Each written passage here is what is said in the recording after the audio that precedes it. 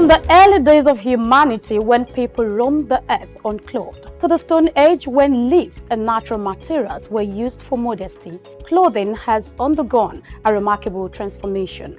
As we progress to the weaving of fabrics and the art of textile printing, Ankara emerged as one of the earliest and most distinctive forms of attire.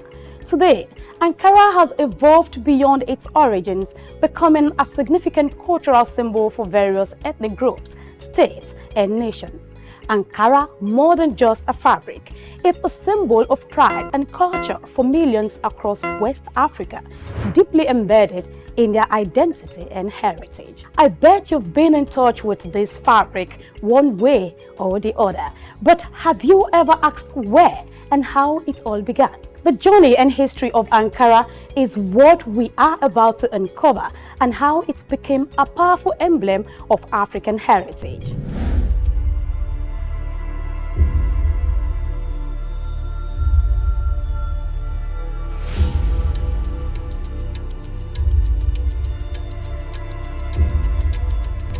The story of Ankara begins not in Africa, but thousands of miles away in Indonesia, using the Batik techniques. Batik is an ancient Indonesian art from where wax is used to create different patterns on fabric. The process involves applying wax to certain areas of the fabric to resist dye, creating elaborate designs. In the 19th century, Dutch colonizers who controlled Indonesia recognized the appeal of Batik and then sought to replicate it. They adapted the technique using industrial methods such as roller printing to produce the fabric more efficiently and in larger quantities. Talking about its transition to West Africa, Dutch manufacturers initially aimed to sell the printed Batik fabric in Indonesia and Europe. However, fabric found a more enthusiastic market in West Africa, where it was embraced for its vibrant colors and patterns. The Dutch prints, while not initially popular in Europe, became highly prized in West African countries, evolving into what is now known as Ankara. How about its cultural integration?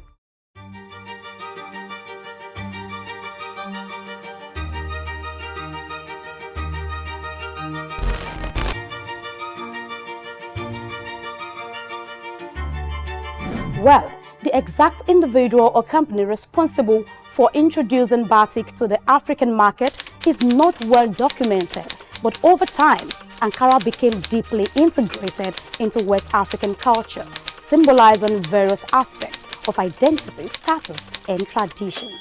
Despite its Indonesian origins, it is now predominantly recognized as a quintessential element of African fashion. It is clear that the adaptation and adoption of Batik by Dutch traders played a crucial role in the fabric's journey to West Africa.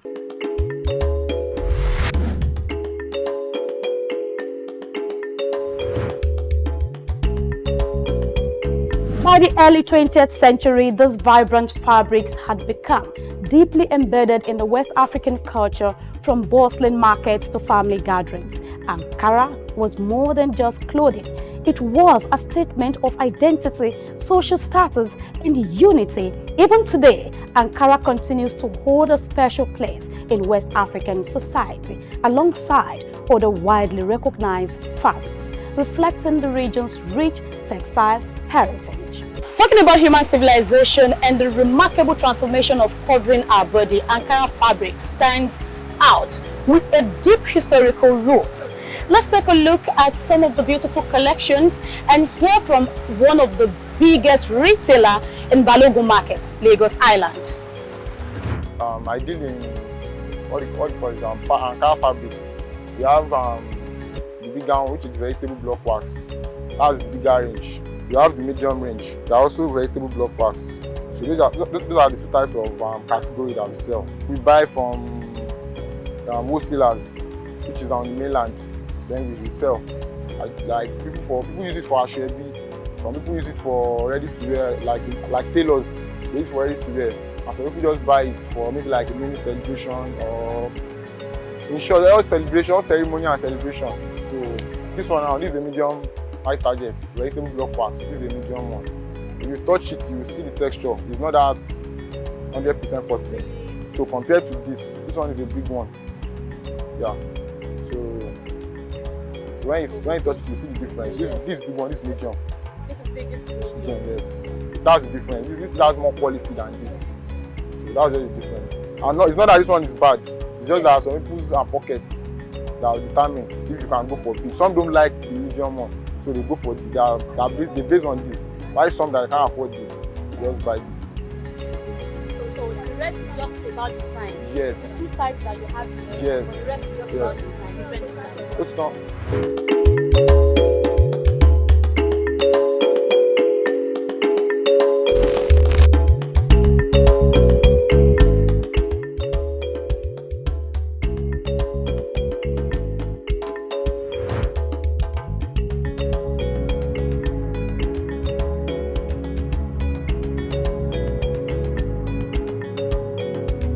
As West Africa gained independence in the 1960s, Ankara's popularity soared. It became a symbol of African pride, a rejection of colonial influences, and an embrace of cultural heritage.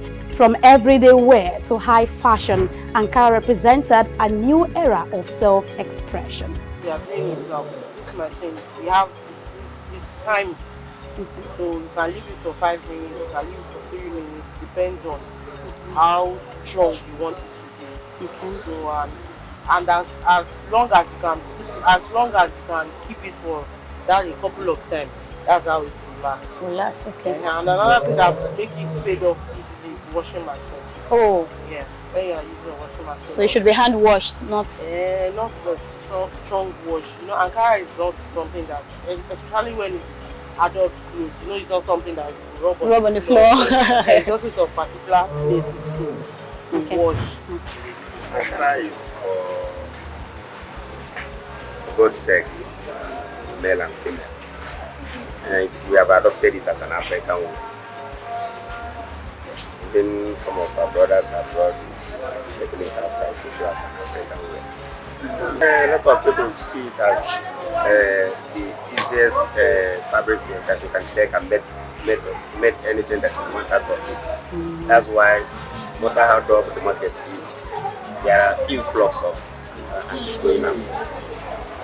And you know it's not only in Lagos. When you bring it out, other people will say,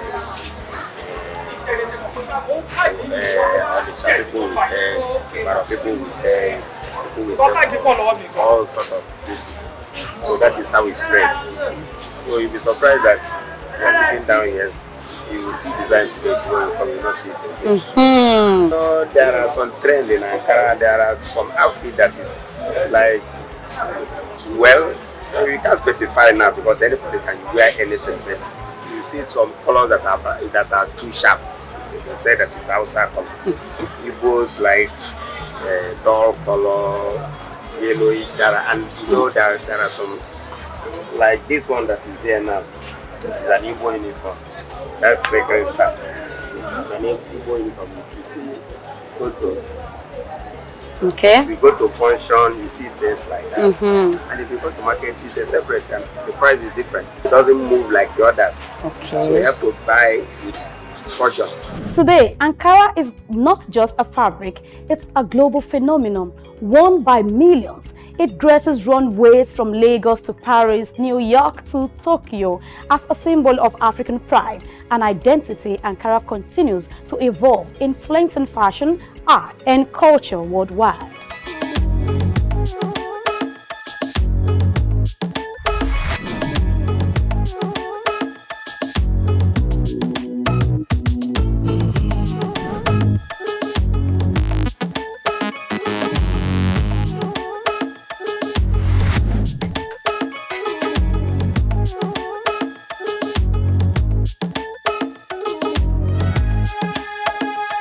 From its unexpected beginnings in Indonesia to becoming a powerful symbol of African identity, Ankara's journey is a proof to the resilience and creativity of West Africa. However, as we move forward, what challenges and opportunities lie ahead for this iconic fabric.